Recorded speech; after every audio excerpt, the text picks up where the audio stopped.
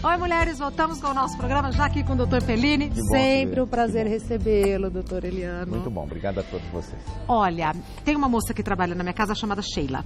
Sim. E ela falou, eu adoro aquele médico, porque ele fala umas coisas que, se não fosse ele falar, ninguém falaria. Que bom. Não é maravilhoso obrigado. isso? Essa é uma das tentativas de todo professor, todo médico, deveria acessar as suas clientes, não no consultório, mas como faço aqui com vocês. E hoje o nosso desafio é grande, porque é como é entendido o desejo sexual das mulheres. O que a gente quer falar no frigir dos ovos? Nós já comentamos um pouco sobre isso, que a palavra desejo é usada de forma muito inadequada, né? Porque desejo é uma força vital que te faz viver. Então, por exemplo, eu desejo viajar, eu desejo ter um casamento, eu desejo ter filhos.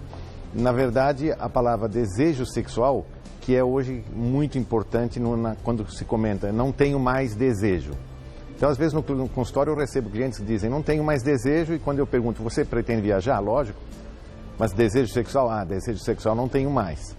E é esse desafio, como entender esse falta de desejo sexual na mulher moderna, que é muito comum. A gente recebe mais de 70% das clientes casadas há mais de 10 anos com essa queixa. E aí eu trouxe para você ver alguns critérios que podem nos nortear no ciclo de resposta sexual feminino, principalmente ligado a desejo e interesse sexual. Vamos lá, primeira imagem. Esse é o primeiro processo de tentativa de entender como a resposta sexual humana se fazia.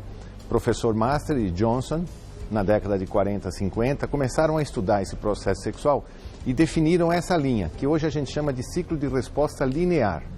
Onde você tem excitação, a excitação leva no homem a ereção e na mulher a lubrificação. Isso leva a um estímulo sexual que ele chamava de platô, que se resolvia no orgasmo, e o orgasmo depois se concluía como uma satisfação geral de bem-estar, que concluía com a resolução física e emocional.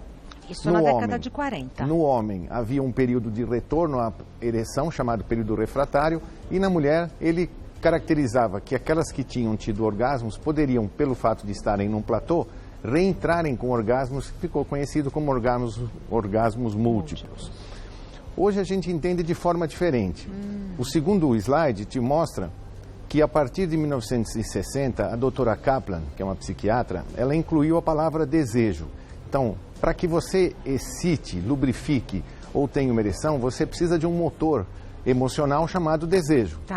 E aí o estudo de Master e Johnson passou a ser incluído dessa forma: desejo, excitação, lubrificação, excitação, penetração, coito, orgasmo, resolução.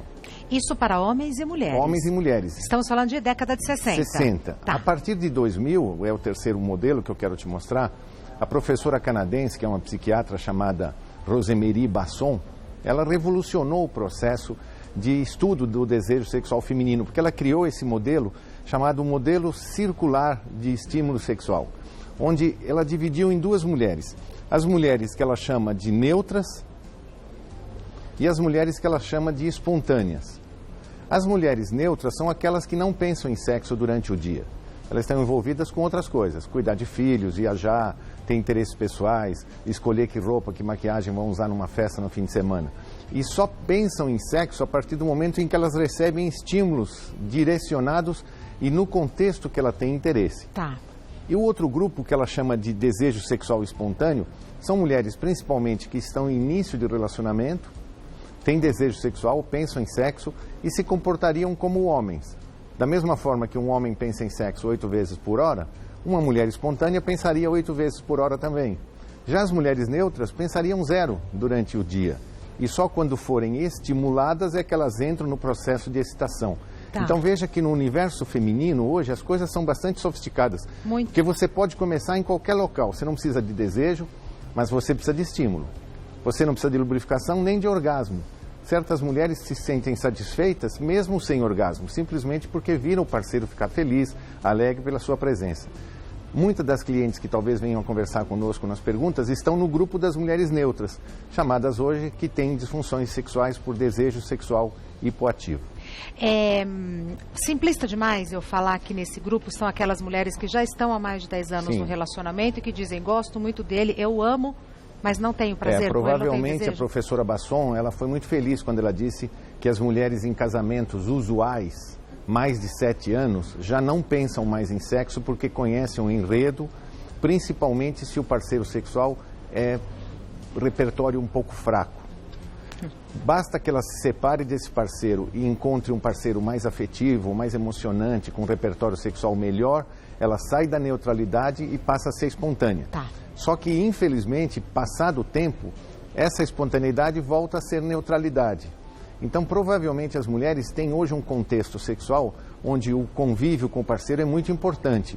Não é só amor ou qualidade sexual, ou como se chama, pegada, mas sim vínculo, responsabilidade, compromisso, magia, encantamento, cumplicidade. Tá. É muito mais importante essas palavras um pouco vagas, não sexuais, para o universo feminino, do que o homem. Hoje a gente entende assim, o homem é linear, excitação, desejo, ereção, ejaculação, e as mulheres são muito mais circulares, muito mais afetivas, muito mais envolventes naquele processo sexual, já que mulheres não fazem sexo, fazem relação sexual.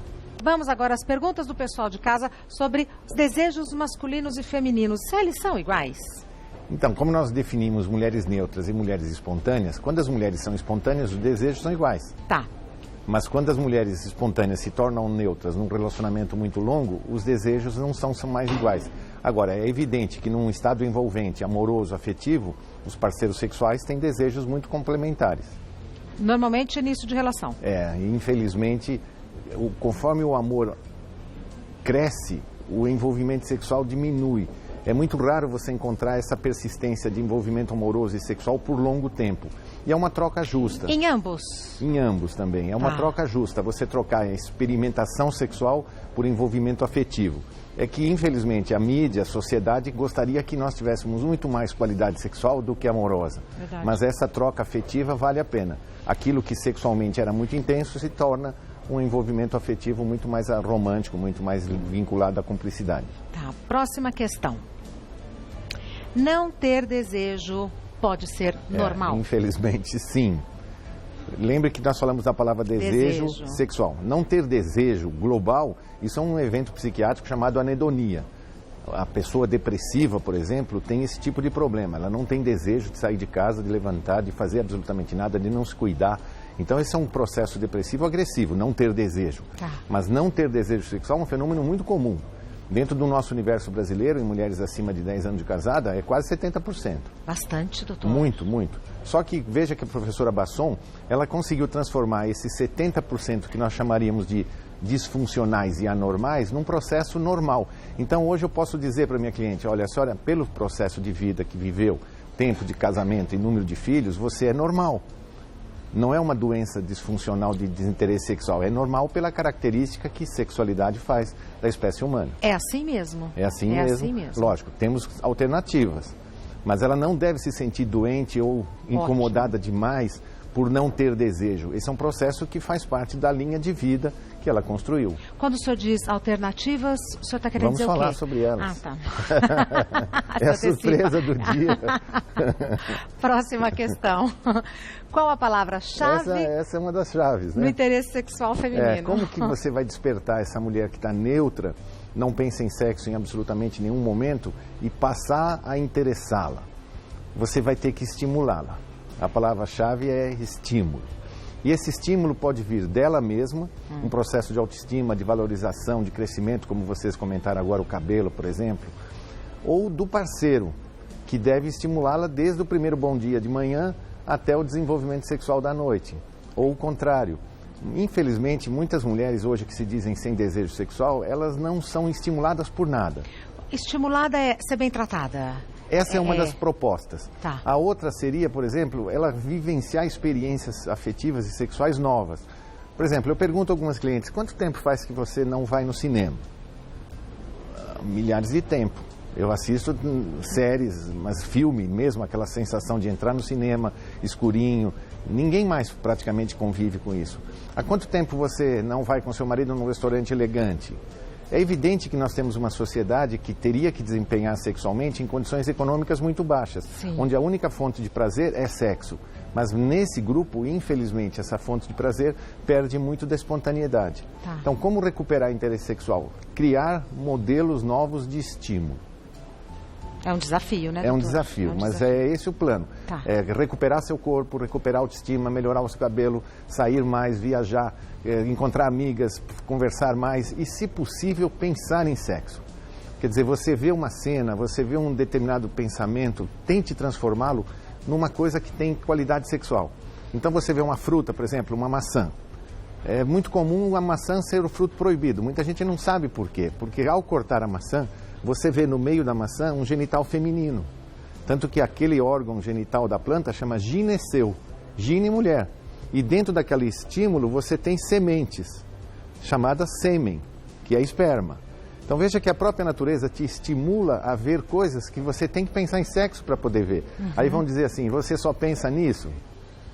É melhor você pensar nisso, porque quando surgir a oportunidade, você pode desempenhar. Tá. Próxima questão. Qual a palavra-chave do interesse sexual feminino já foi? As mulheres espontâneas causam receio nos homens pelo fato de terem mais interesse sexual? O que você acredita? Eu acho que não. Infelizmente sim, né? Porque os homens querem parceiras muito ativas sexualmente. Mas quando elas demonstram esse poder sexual de dominação, de conquista, eles se sentem angustiados.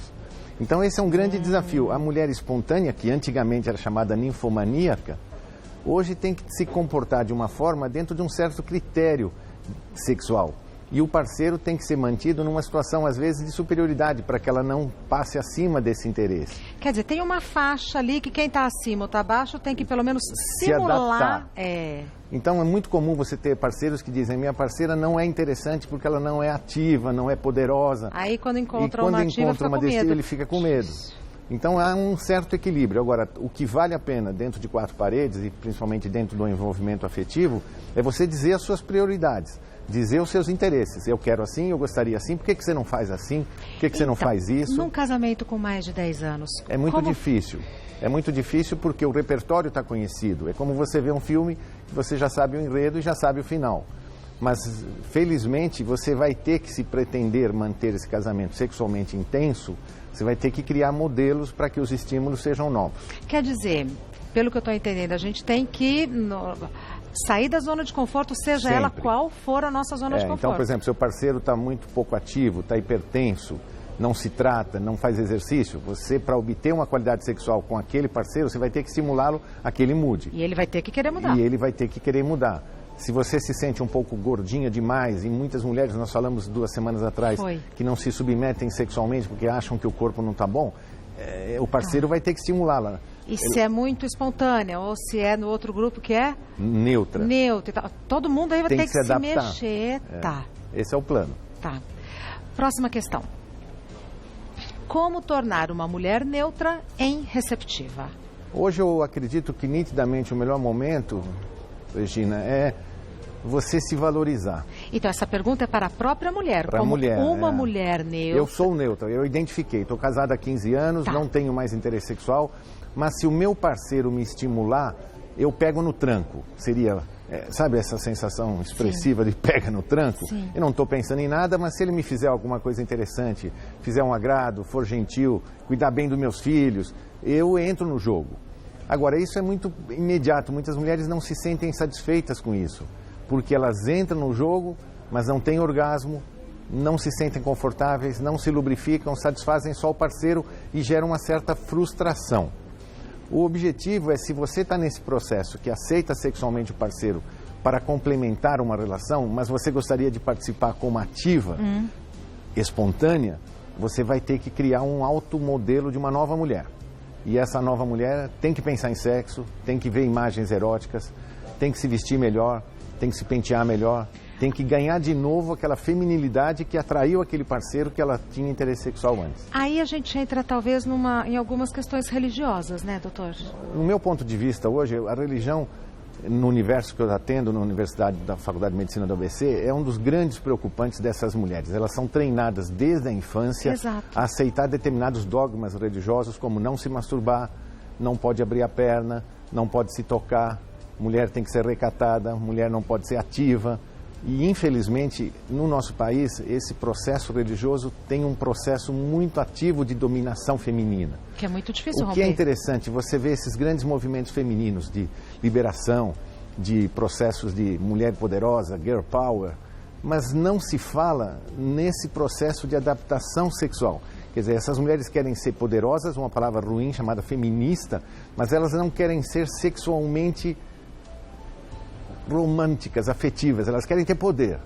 Só que a palavra poder, se você colocar um H, P-H-O, percebe que eu não posso falar essa palavra tão rápido assim? Essa palavra é muito poderosa no universo masculino. Se substituir esse poder por um PH, que é com som de F, os homens têm outra história. Eles têm grande poder nessa palavra, e as mulheres odeiam essa palavra. Então veja que por mais que você quer ser sexualmente intensa, você foge da responsabilidade de usar palavras como essa. Exato. As mulheres querem que tudo seja muito romântico, afetivo, amoroso, mas que tenha pegada. Esse desafio tem que ser adaptado. É um desafio. Vamos começar agora com as perguntas do pessoal de casa. A primeira foi enviada pela Dani. Mulheres que fizeram histerectomia podem ter desejo comprometido? O que é histerectomia? Bom, Dani, você foi submetida a uma cirurgia chamada histerectomia, que significa retirada do útero. Tá. A palavra hístero é uma palavra grega que lá do passado foi dada ao útero. Tanto que as mulheres que tinham histeria se devia ao processo menstrual que vinha pelo útero. Então, histerectomia é a retirada do útero. Você pode fazer uma histerectomia total, quando tira o útero, as trompas e o colo do útero, ou uma histerectomia parcial, quando você deixa o colo do útero. Tá. A histerectomia pode interferir de duas formas. A total, ela angula a vagina, às vezes estreita o fundo vaginal e pode tornar a vagina mais curta. Então, em certas situações, mulheres histerectomizadas têm certo desconforto sexual porque a vagina ficou mais curta. E como se retirou o colo do útero, não há mais lubrificação que vem do muco cervical. Então elas podem queixar também de que a vagina ficou mais seca. As mulheres que fazem histerectomia parcial têm uma lubrificação melhor, mas nós temos que ter muito controle, porque o colo do útero é o órgão onde aparece o câncer do colo do útero via HPV. Então, se você vai fazer uma histerectomia e o médico decide fazer parcial, você tem que ter segurança de que seu colo do útero não tem HPV. Isso é feito pelo Papa Nicolau. Agora, o que nós sabemos é que a histerectomia às vezes lesa a circulação de sangue para os ovários. E isso pode antecipar a menopausa. E, infelizmente, isso tem que ser discutido com o cirurgião para preservar, se possível, os ovários. Os ovários são sempre importantes e são eles que produzem hormônio feminino para a manutenção sexual feminina e produzem testosterona para a manutenção do desejo sexual. Tá. Seja qual for a questão, ela tem meios para driblar a situação. Infelizmente, Dani, eu tenho que te confirmar que talvez a sua perda de desejo sexual não seja pela histerectomia, mas sim pela própria linha de vida associada à idade e associada ao que nós dissemos de você ter se transformado numa mulher dentro do seu casamento mais neutra. Perfeito. Mais uma pergunta. Tânia, para satisfazer o meu parceiro, acabo tendo relações sem vontade. Eu consigo chegar ao orgasmo, mas não me sinto plena. Como posso trabalhar isso? Obrigada pela franqueza da pergunta, Tânia. Tânia, não sei se você está nos acompanhando desde o início, nós falamos um pouco sobre isso.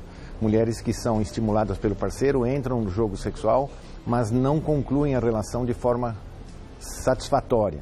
Provavelmente você está nesse grupo onde a chegada de orgasmo é mais complexa, porque o orgasmo não é um presente da natureza para as mulheres. Ótimo. Para os homens, ele é uma escravidão, porque o homem, para ejacular, tem que ter um orgasmo. Então, ele não consegue ejacular sem orgasmo. Já nas mulheres, o orgasmo é um presente. Não há na esfera biológica nenhuma fêmea que tenha orgasmo. A única fêmea é humana, mas não porque foi entregue de presente, porque ela conquistou. Então, o orgasmo é uma busca constante de aprendizado. E, infelizmente, pode ser que ela tenha essa dificuldade desde antes desse relacionamento. O orgasmo se resolve espontaneamente por si própria. Quer dizer, infelizmente, tem que se masturbar, tem que se lubrificar, tem que se tocar, tem que conhecer o seu equipamento sexual. Muitas mulheres, infelizmente, não se conhecem e não foram autorizadas pela religião ou pela família a se conhecerem. E quando o senhor diz infelizmente, é porque ela vai ter que vencer tudo isso? Vai ter que vencer essa barreira e, se possível, sozinha. Porque é muito difícil o parceiro fornecer o orgasmo. Geralmente não é o parceiro que oferece um orgasmo, e sim ela que aprendeu e ensina o parceiro como fazer com que ela obtenha. Tá. Esse direcionamento e esse ensino vem da mulher. Tá. Ela aprendeu sozinha e informa o parceiro. Não é assim, é desse jeito que eu me sinto mais confortável. E o que funciona com uma mulher talvez não funcione Totalmente é o oposto. Há mulheres que se satisfazem sexualmente com orgasmo simplesmente com as pernas cruzadas, balançando os pés. Há meninas que se masturbam com um coelhinho no meio das coxas. Tá. E há mulheres que podem ser estimuladas com vibradores durante vários e vários minutos e não terem a resposta. Tá. Mas tudo é uma questão de paciência. Não há mulheres que não têm orgasmo. Há mulheres que não foram bem estimuladas ou não conseguem ser estimuladas porque bloqueiam no momento da liberação orgásmica. Tá. Mais uma pergunta. Manuela, sinto que qualquer coisa pode ser um gatilho para despertar desejo. Como posso controlar isso? Então, Manuela, você está no extremo oposto. Você tem uma resposta sexual muito intensa, provavelmente benéfica, porque você se valoriza, você deve se tocar, se masturbar. Não abra mão desses gatilhos que te fazem ser sexualmente intensa. Então ela não precisa controlar. Se possível, socialmente, o ambiente exige que você controle. Claro. Porque há mulheres, por exemplo, que me relatam. Eu estou fazendo ginástica, estou fazendo leg press e tenho um orgasmo durante a ginástica.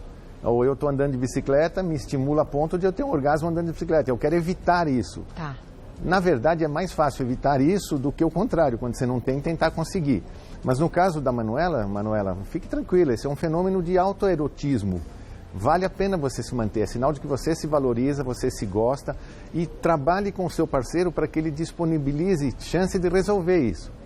Porque se ele se sentir insatisfeito porque não conseguiu fazer você concluir todo o seu esgotamento sexual, ele vai ficar frustrado. Mas não tente abafar esse desejo. Isso é um processo bom, deve ser controlado socialmente apenas. Tá. Mais uma pergunta. Alessandra, existem estimulantes sexuais para mulheres?